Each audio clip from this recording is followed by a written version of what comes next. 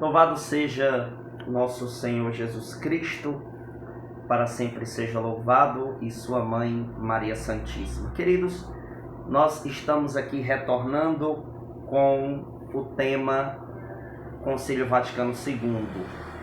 Nós tivemos nossa primeira formação que gerou muitos comentários, algumas pessoas concordando, outras discordando, mas o que eu percebi, e como já tenho dito para muitas pessoas, existe uma soberba de vitória muito grande em pessoas que se dizem tradicionalistas, muitos que se dizem, né? Porque na verdade, quando nós olhamos para esse modismo que atualmente nós estamos presenciando, nós vamos identificar facilmente que são pessoas que são levadas por aquilo que elas lêem na internet. Elas não buscam, de fato, se aprofundar no tema. Muitos, não são todos. Eu reconheço que existem grandes pensadores que formam uma visão crítica referente ao Concílio Vaticano II, mas ao mesmo tempo me preocupo muito com esse modismo de muitos jovens, muitas pessoas se deixar levar facilmente por tudo aquilo que ler na internet. E eu tenho tratado desse assunto, tentado de todas as formas me aprofundar, trazer uma visão para quem acompanha o meu trabalho de evangelização aqui no YouTube, para pessoas se aprofundar dentro de uma linha de raciocínio da qual eu identifico, eu me aprofundo dentro das leituras que faço, e todos os meus posicionamentos eu estou colocando aqui, as fontes argumentativas que tenho. Eu disse na primeira formação que há esse modismo, né? Muitas pessoas que já formam uma opinião e já se esforçam para se posicionar com críticas destrutivas ao Concílio Vaticano II. Eu deixei isso claro. E isso é fácil de perceber, basta você olhar para o cenário atual, que há principalmente nas redes sociais de pessoas se posicionando referente ao tema, né? E é interessante que quando eu publiquei a primeira formação, assim que eu publiquei, questão de pouquíssimos minutos, 3, 4 minutos, já apareciam comentários de pessoas dizendo que eu estava errado. Nem tinha ido até o final do vídeo ainda, até porque não tinha dado tempo, mas já tinha pessoas dizendo que eu estava errado, que preferiam ficar com a tradição da igreja, como se você que entende a intenção do Concílio Vaticano II fosse alguém que se desligasse da tradição da igreja. Essas pessoas, elas não sabem nem mesmo argumentar qual é o procedimento canônico para que esta definição aconteça, né? Elas não sabem. E quando você vem com uma argumentação que tira ela de dentro daquilo que ela já tem copiado e decorado dos sites tradicionalistas, ela já se perde.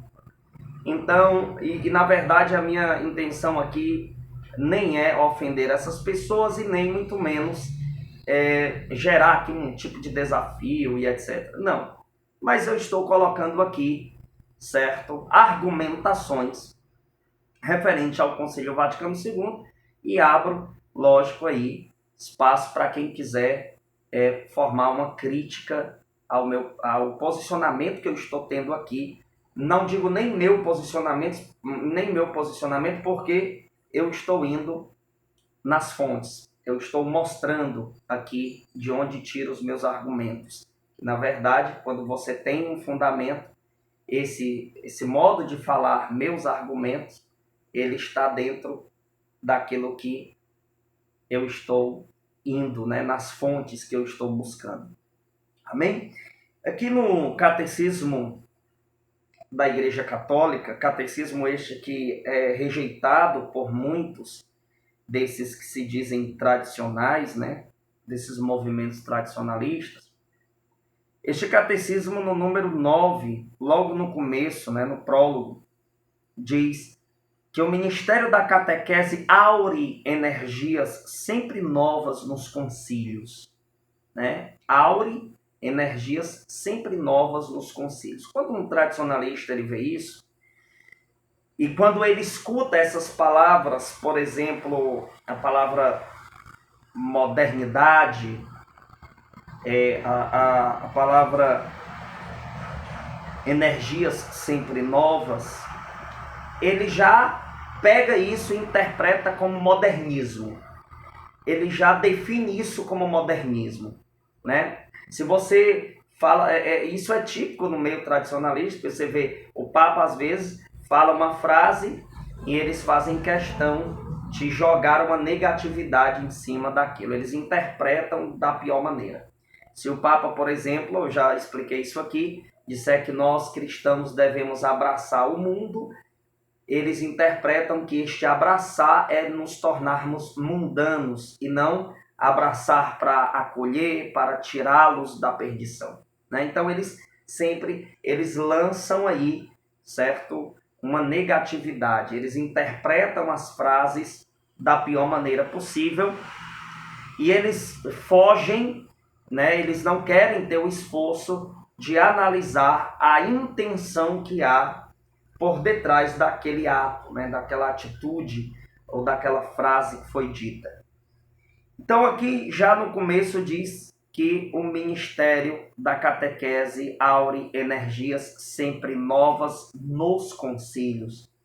Essas energias sempre novas significa que a igreja, pelo fato de ela ter a responsabilidade de comunicar Cristo para a humanidade, de levar para a humanidade o caminho, a verdade e a vida, né, a salvação, em cada época a igreja tem a sua forma de se comunicar, a sua maneira de se comunicar dentro do contexto atual.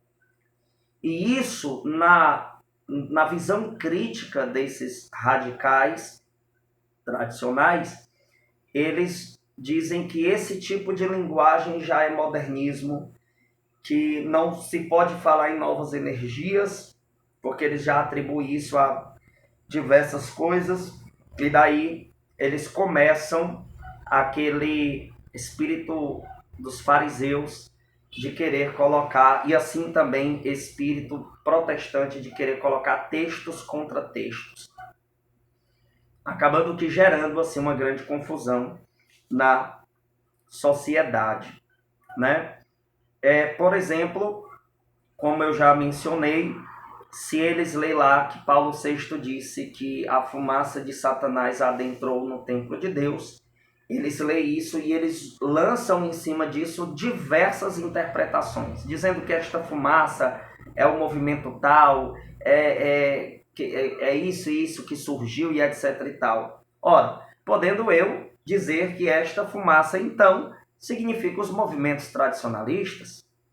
Ora, porque se vocês, tradicionalistas, lançam interpretações em cima das frases, então deixe que eu também possa acusar os movimentos tradicionalistas de ser uma fumaça de Satanás dentro da igreja.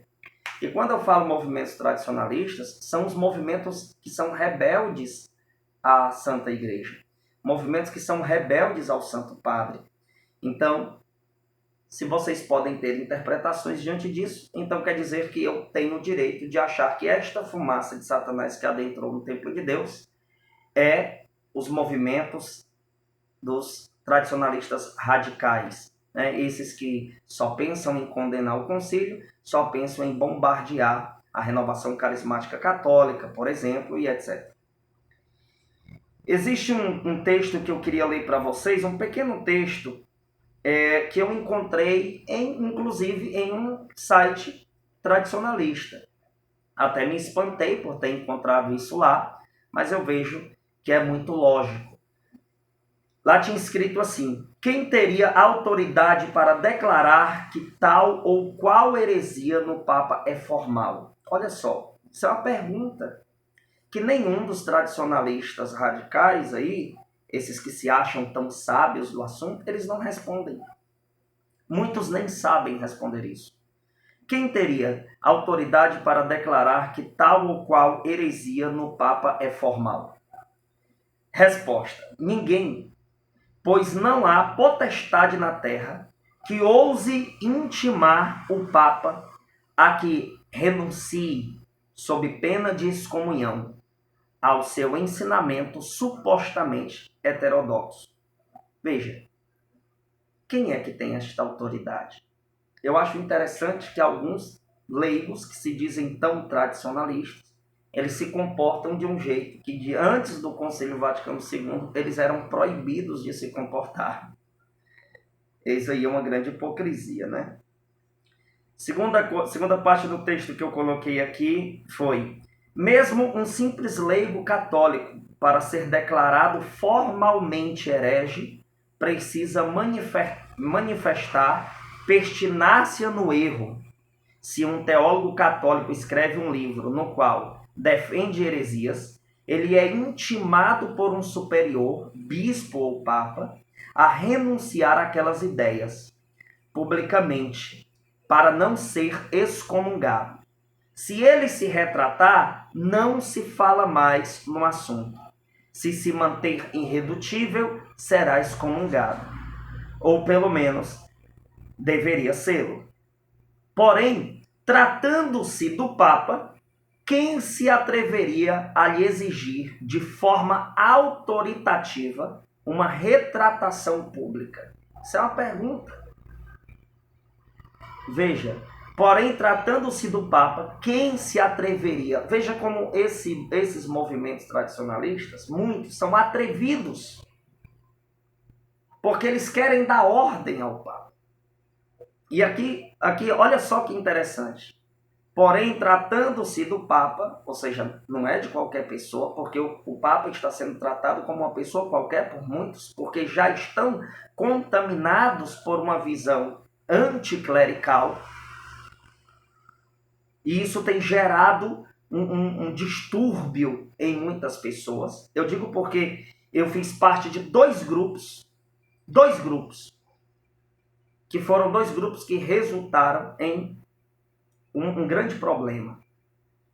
Eu fiz parte de um grupo chamado São Pio X, um grupo de pessoas tradicionalistas radicais, que este grupo ele se destruiu, que eu nem vou citar aqui as situações que aconteceram na vida do coordenador deste grupo, no casamento dele, e tudo que se destruiu devido também ao exagero da visão referente à igreja.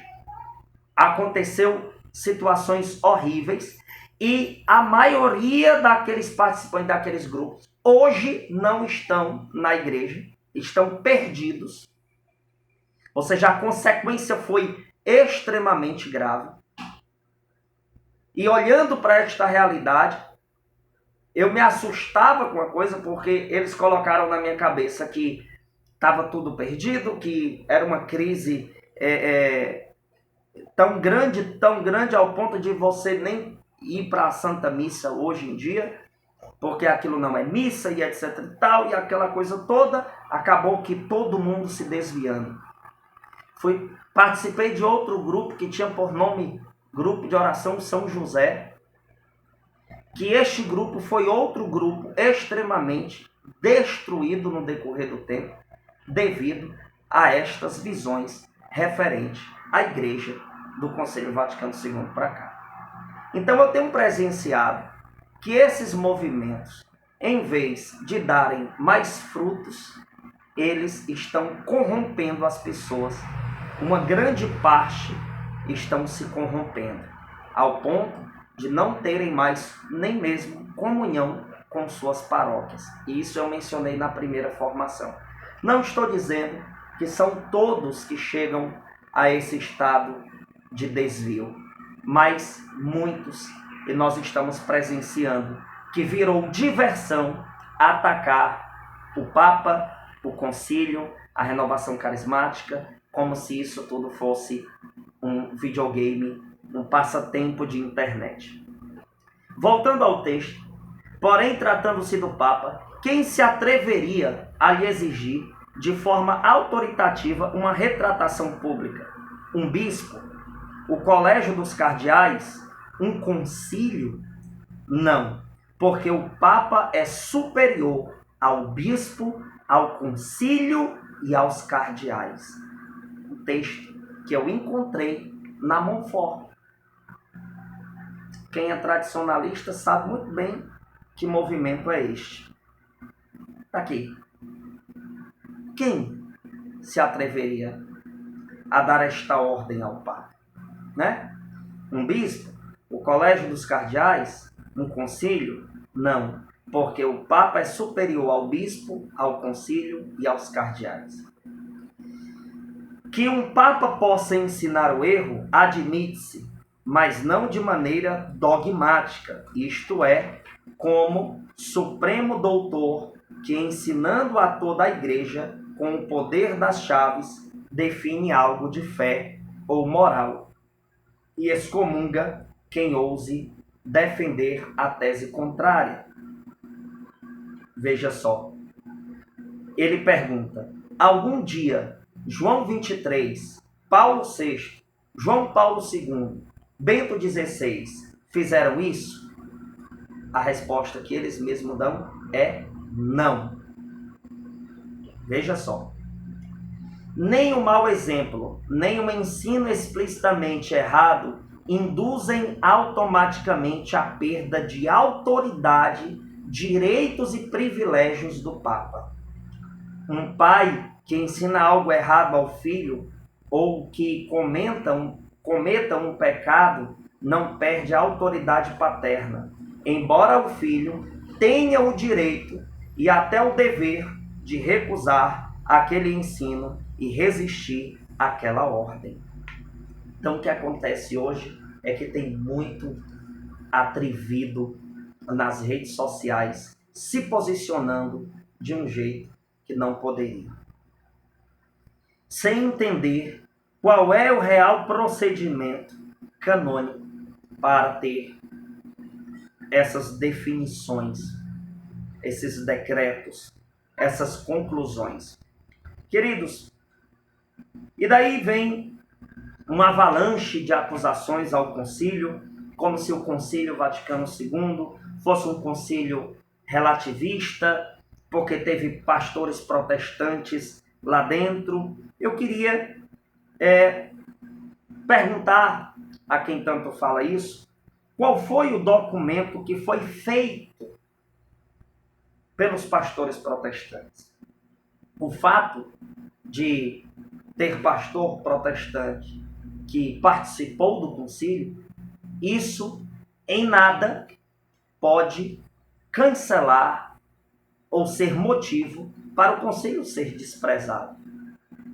O fato de eles estarem lá, eles não conseguiram decretar nada dentro da igreja. E nenhum dos tradicionalistas vem me mostrar algum decreto por parte desses pastores. Ora, eu posso muito bem chamar um herege para conversar e saber qual é o posicionamento dele, qual é a visão dele referente à igreja. Agora, o fato de eu tê-lo aqui presente não quer dizer que eu já esteja concordando com ele. Eu posso muito bem ouvir a opinião dos opositores, a opinião daqueles que fazem críticas destrutivas à igreja, para que eu possa chegar a ter desenvolvimento intelectual referente aos desafios da atualidade. Veja só como esta argumentação por parte dessas pessoas que dizem que o concílio é um concílio relativista, que o concílio negou a fé de sempre, que o Concílio Vaticano II foi um problema interessante, que esses muitos que acusam o concílio de serem um problema são frutos de movimentos que surgiram a partir do Concílio Vaticano II.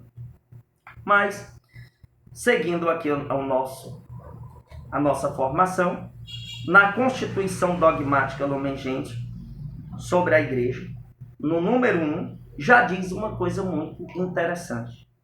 Diz: sendo Cristo a luz dos povos, este sacrossanto sínodo, congregado no Espírito Santo, deseja ardentemente anunciar o Evangelho a toda criatura, como recomenda em Marcos 16,15, e iluminar todos os homens com a claridade de Cristo que resplandece na face da Igreja. A claridade de Cristo que resplandece na face da Igreja. Você imagina, então, isso daqui sendo dito diante de pastores protestantes, diante de modernistas, relativistas e etc.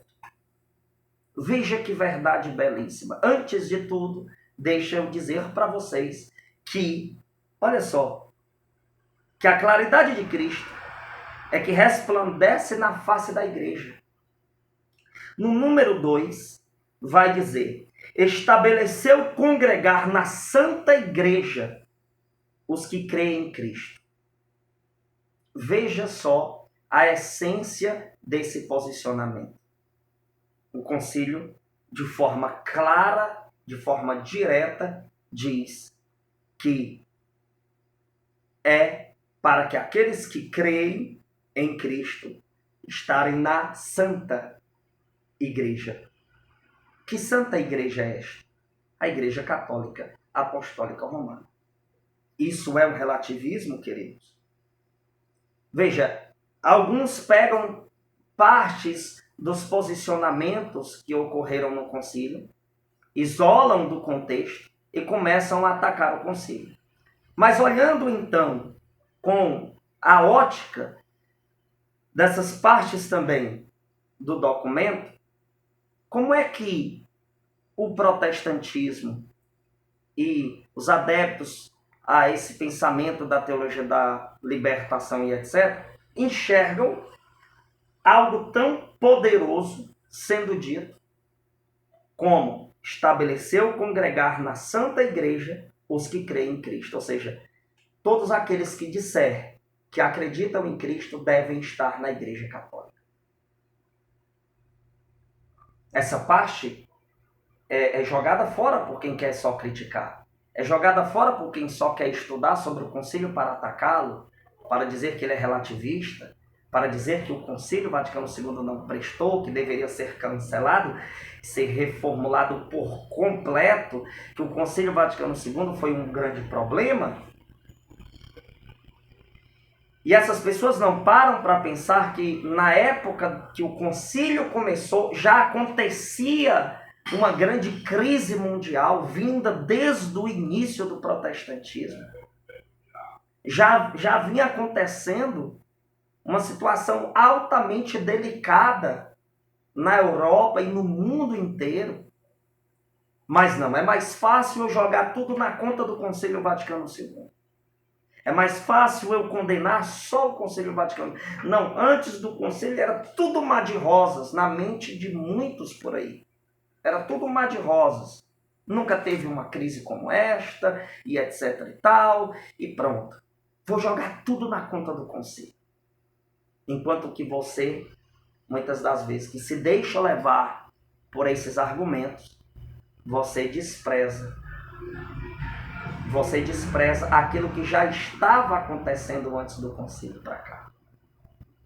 Então, tenhamos a prudência de buscar entender qual é a real intenção do concílio diante dos desafios que estamos tendo na atualidade.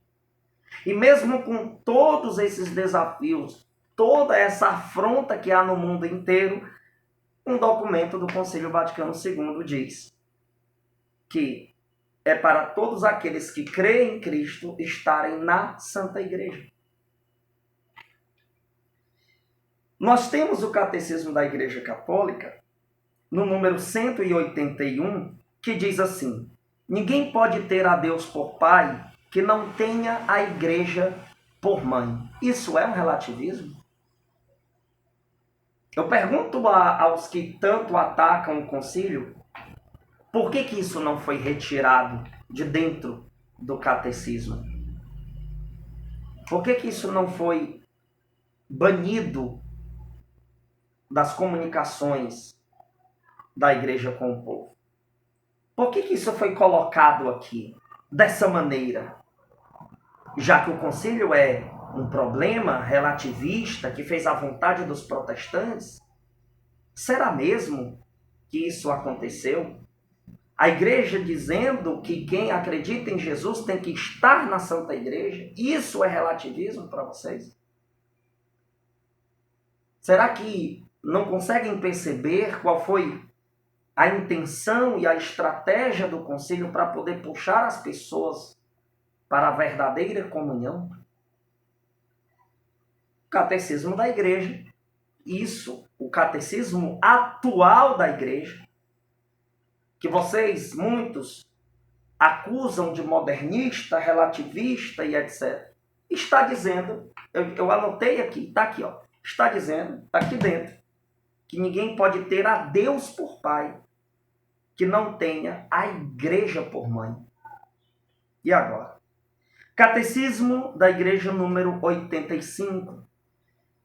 Escreve: o ofício de interpretar autenticamente a palavra de Deus escrita ou transmitida foi confiado unicamente ao magistério vivo da Igreja, cuja autoridade se exerce em nome de Jesus Cristo, isto é, foi confiado aos bispos em comunhão com o sucessor de Pedro, o bispo de Roma.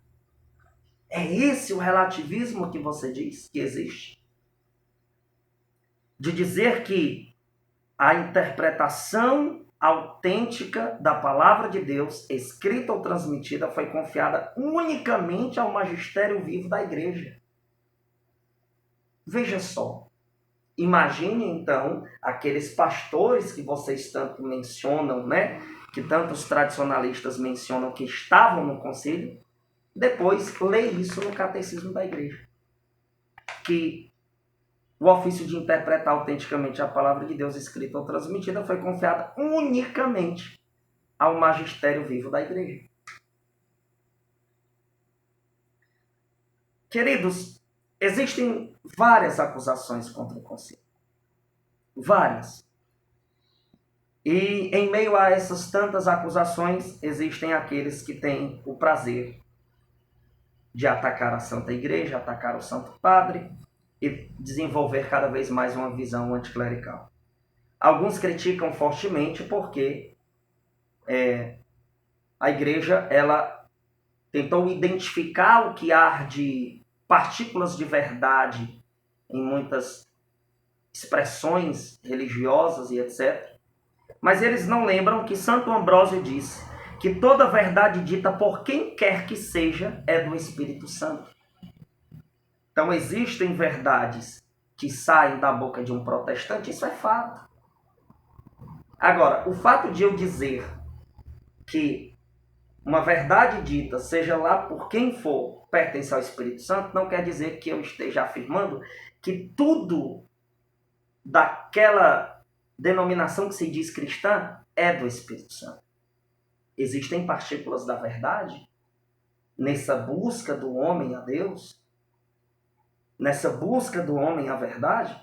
Alguns foram descobrindo aos poucos e muitas das religiões existem partículas da verdade lá. Por isso Santo Ambrósio também nos alerta disso. Toda verdade dita por quem quer que seja é do Espírito Santo. Então isso precisa ser mencionado para você entender o que foi que a igreja quis quando ela analisa as outras religiões. Não é para dizer que todas elas têm a plena verdade, que todas elas estão certas. Não. Mas a igreja, ela busca entender qual é as partículas da verdade que há naquelas religiões, nas falsas religiões, nas seitas. Mas apesar da igreja fazer isso, ela ela manteve o seu posicionamento de dizer que o ofício de interpretar autenticamente a palavra de Deus, escrita ou transmitida, foi confiado unicamente ao magistério vivo da igreja. O documento lá está aqui, da Lumen Gentium, diz que aqueles que creem em Cristo têm que estar na Santa Igreja. Mas não, vamos aqui ter uma visão totalmente diabólica do concílio. E eles esquecem desse contexto que eu estou vos apresentando. São Bento de Núrcia disse: o primeiro grau da humildade é a obediência sem demora. Coisa que a gente não vê em muitos desses que se esforçam apenas para jogar pedras na própria igreja. Livro Imitação de Cristo, página 18, da edição que li, diz: não te envaideças, pois, de qualquer arte ou ciência, teme antes pelas luzes que recebestes. O que eu presencio são muitos que estão desenvolvendo esta vaidade de querer saber demais, de querer ensinar o Papa e os bispos a governarem a igreja. São pessoas extremamente vaidosas e elas olham para pessoas como eu, como adeptos de alguma nova comunidade, da RCC e etc., como um bando de burros. Somos motivos de piadas para esses caras. Chacota. Eles tiram chacota até com o Santo Padre. Imagine conosco, né? O padre Raniero Cantalamessa, Frei Raniero Cantalamessa, pregador aí da Casa Pontifícia, né? Olha que forte. Ele diz que o Espírito Santo, ele está, olha só aqui, deixa eu pegar aqui na íntegra, né? O testemunho interno do Espírito Santo deve ser conjugado com aquele que é externo, visível e objetivo, que vem a ser o magistério apostólico. O Espírito Santo guia a igreja. Deus está na Santa Igreja. Ele guia, ele não nos abandonou. E a igreja, ela não perdeu essa assistência com o Espírito Santo. Ela não perdeu essa assistência do Espírito Santo. Então, que nós possamos, meus irmãos, repreender todas essas distorções que acontecem. Assista antes a primeira, né? Antes de você formar uma opinião sobre mim, assista a primeira formação, assista essa e vá assistindo as demais que eu irei gravar sobre este tema. Amém? Louvado seja nosso Senhor Jesus Cristo, para sempre seja louvado, e sua Mãe Maria Santíssima, que nós possamos continuar amando a Santa Igreja e tendo muito cuidado com as fake news, né? As mentiras que se espalham no mundo, as distorções, que são tantas e tantas distorções, infelizmente. Existem pessoas com o esforço de estudar já para criticar, para jogar pedras. E são pessoas que possuem a soberba de vitória, o pecado do juízo temerário. Elas não buscam saber qual é a intenção que há, né, por detrás daquilo que elas presenciam com seus olhares carnais. Por isso que São Paulo diz em 2 Coríntios capítulo 5, versículo 7, nós não andamos na visão, mas na fé. Ande na fé. A igreja, ela continua tendo a assistência do Espírito Santo. Creia nisso. Amém? Louvado seja Deus. Compartilhem esse vídeo. Estamos juntos. Você que ainda não conhece o nosso material de estudo respondendo aos ataques protestantes, entre em contato com o meu WhatsApp, DDD 85. O número é 996890098. DDD 85 996890098. Meu Instagram, Daniel Silveira Fonteles. Compartilhe esse vídeo, esta formação, até mesmo entre seus amigos tradicionalistas e etc. E vamos juntos estudando aí o concílio e tantos outros temas que temos para abordar aqui. Salve Maria, Deus abençoe. Amém.